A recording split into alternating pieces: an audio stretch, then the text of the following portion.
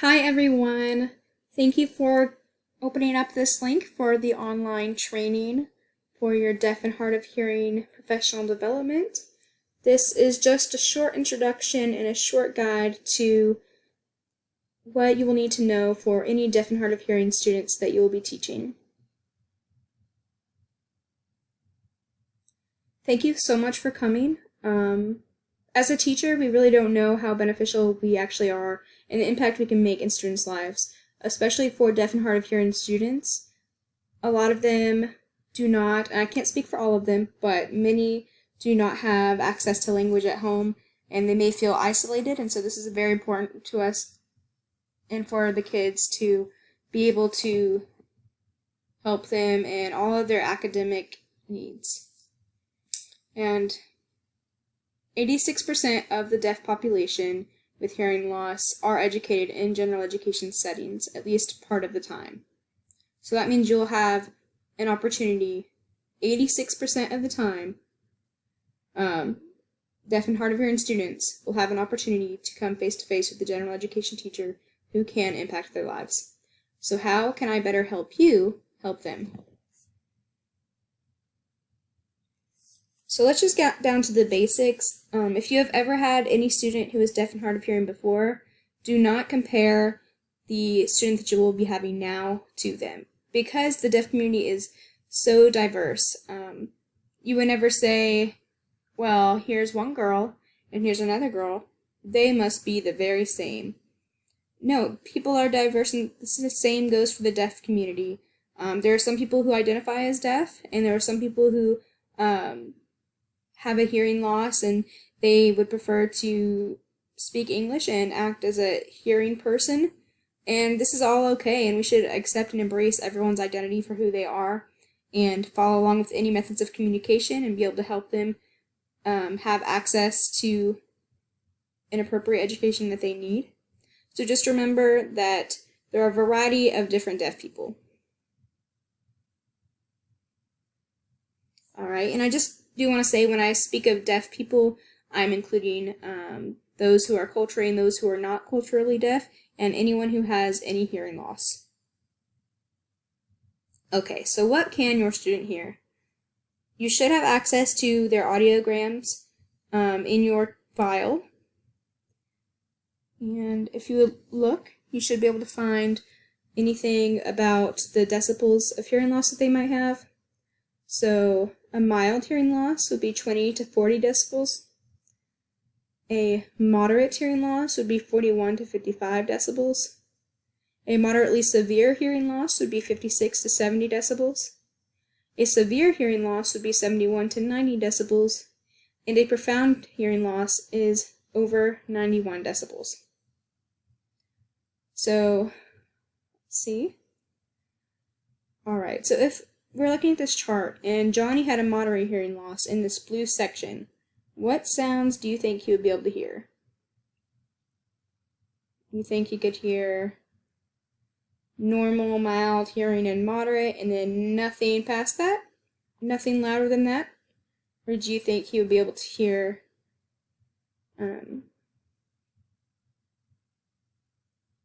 nothing? Finally, I can hear moderate hearing loss and louder. So let's see what answer choices you picked. And if you picked C, you were correct. Johnny could hear sounds that were 55 decibels and louder, so that's his moderate hearing loss right here, the blue section, and louder. And that's going down right here on our chart. You start at soft, or normal hearing, all the way to the loudest sounds. And from the lowest pitches to the highest pitches. So this x-axis right here is the pitches for their frequency in hertz. And that's basically each tone pitch that is played is graphed on this chart, and the x and greater than symbol is representative of each ear. So one is the right ear and one is the left ear. And each pitch that is played is the one that you would hear during your pure tone audiometry test, which is the kind you would get in elementary school at the nurse, where they would play a pitch over headphones in your ears and you would raise your hand every time you heard it. Alright, So the audiogram we were looking at earlier with the X's and greater than signs is the one I have plotted right here on top of our hearing loss chart. So if you have your student's audiogram with you, try to imagine his or her audiogram plots on this chart as well and see where they fall. So, as you can see, this one can hear these things. It gets a little bit harder, the higher the pitches. Okay. And this is what people in the deaf education world call the speech banana, this purplish, grayish banana shape right here. And what this is the English language, every phoneme that is made, plotted on my audiogram chart. And so, say if mine was like the one we were just looking at earlier, and it went down like this, well, we'd be able to hear everything from here all the way, all of this area. So we could hear our J, M, D, B sounds, but everything above this line, everything softer, such as the clock ticking, someone whispering behind us, the F, P, J, Ch, all of these softer sounds, it would be harder for them to hear. And they may not be able to hear these things, but they can hear vacuums and dogs barking and things like that, environmental noises. So can you identify using the audiogram that you have what English phonemes your child is able to hear and which ones the student is unable to hear? If you need to pause this video to do so, feel free. Alright, here's some teaching tips. Most of them are pretty self-explanatory. You need to arrange your seating so that the deaf and hard of hearing student gets preferred seating that is typically close to you and close to the whiteboard. And this helps with any residual hearing that they may have and for lip reading. You also need to provide captions for all video and or audio that you may use in the classroom. Also, please engage with your student in conversation. I mean, you're thinking, of course, because that's what you do with all your students. But you would be surprised that a lot of people get scared whenever they speak to someone and they don't quite understand what they're saying. Or maybe there's a person that you know and they speak a foreign language that you don't know. It would be the same thing for a deaf person who knows American Sign Language and uses that to communicate. You may feel kind of skittish to go up and start a conversation, but believe me, it is worth it, and the student really does want to build a relationship with you. So do face the class in the area and direction of the deaf student whenever you're speaking. And do activities one at a time, because it's really hard to multitask for students who have to focus visually. Alright, and these are some obvious ones, but obviously do not place your deaf and hard of hearing student alone in the corner with a one-on-one aide or an interpreter, especially not for a long period of time. This is isolating, and it's just taking the responsibility off of your shoulders. You have a duty to be the very best teacher that you can be for your student who is placed in your classroom. Also, when you do play a video, do not wait for the student to remind you or leave it up for the interpreter to tell you. You will always need to have captions. Do not just assume that the interpreter can interpret the video. It's especially hard to not be able to watch the video and to have to hear it from a video that could have background noises and the interpreter is not quite sure what the context is. It's not fair to the interpreter and it's not fair to the student. Like I said before, don't ignore them or isolate them just because you don't know any sign language. Feel free to learn some basic vocab and even just talk to them face to face, or maybe write back and forth. And if there's an interpreter there, feel free to talk to them face to face. And especially do not talk if you're facing the opposite direction, and then expect them to respond. And like I said, please do not teach or give instructions while the student has to fill out a worksheet simultaneously, or have a group discussion while you're giving instructions. Always make sure to get the deaf and hard of hearing students' attention before you say any important directions that they don't want to miss. Alright, here's an example of a good classroom setup. Wow, this teacher's lucky. They have lots of windows. So you would have the teacher here, maybe the interpreter right here, and this is the whiteboard projector.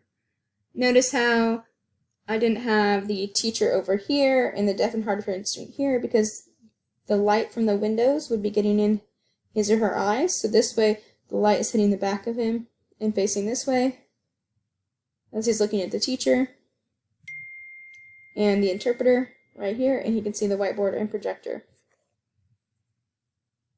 And if you need to, you could close the blinds on this window, and then you could have these ones open to create some nice natural lighting. But we do need to minimize all visual and auditory distractions. And that's why the student isn't placed near the door, because there are a lot of environmental noises in the hallway. And also, if outside right here there was some construction going on, you would want to rearrange the classroom as well. I'm so grateful that you're a part of our team, and so is the student.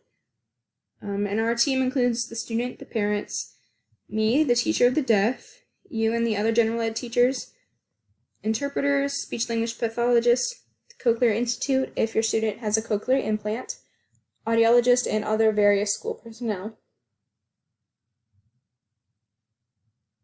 There are many different communication methods. Again, deaf and hard of hearing people and students are very diverse in the way that they communicate. They can communicate by speaking, they can understand you by lip reading, and they can understand you by lip reading with the help of cued speech, which is basically some hand movements that represent the phonemes of the English language. If they are deaf-blind, they can benefit from tactile sign language. They may be used to signed exact English in order to help them learn English syntax and grammar. There's also American Sign Language, which surprisingly is not a universal language. It is only for America and Canada and some other surrounding countries. Pidgin Signed English is kind of if there's a hearing person who knows a little bit of ASL and a deaf person who knows a little bit of English, and they can come together and sign in a more English structured word order, giving back and forth to understand each other better. Pidgin Sign English and Sign Exact English are usually what you would see in our educational environment. And American Sign Language is usually what you see with deaf adults and growing adolescents. And how to use your interpreters. Regardless of which communication mode is used, the interpreters that are provided will attempt to relay all information in the classroom. And that includes your comments, the students' comments, any discussion, laughter, clapping, cell phones ringing, and other important environmental sounds.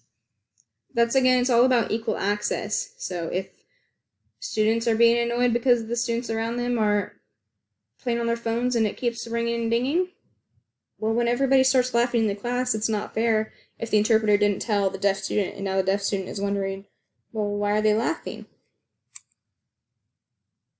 Interpreters should sit near the students, facing them, and the deaf and hard of hearing student should be able to easily glance between the speaker, the instructor or peer during group work, and what is being projected on the screen or written on the board.